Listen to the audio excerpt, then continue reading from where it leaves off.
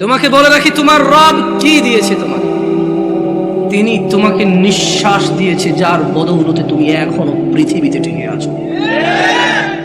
যদি তোমার রব তোমার থেকে এই নিঃশ্বাসটুকু ছিনে নেয়, তোমার শরীরটা 24 ঘন্টার ভিতরে ঘৃণিত হয়ে যাবে। কেউ সোজা মুখে তাকাবে না, নাকে কাপড় দিয়ে তোমার দিকে তাকাবে।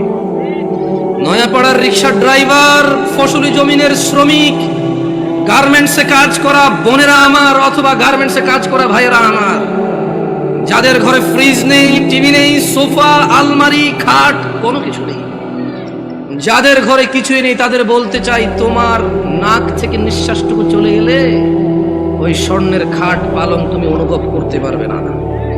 তোমার পূর্বে এই পৃথিবীর কেউ নিঃশ্বাস যাওয়ার পরে তার আধিপত্যের অনুভব করতে পারেনি, তুমি পারো। জেনে রাখো নয়াপাড়ার দরিদ্র ও ধনীরা, তোমরা তোমাদের রবের দিকে আসো। যেখানে একজন নবী বলে, ওয়াকালা ইন্নী যাহিবুন ইলা রাব্বি সায়াহদিন,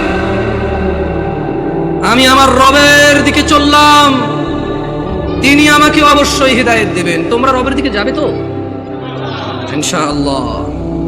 সময় থাকতে ফিরে আসো নয়াপাড়ার মানুষ।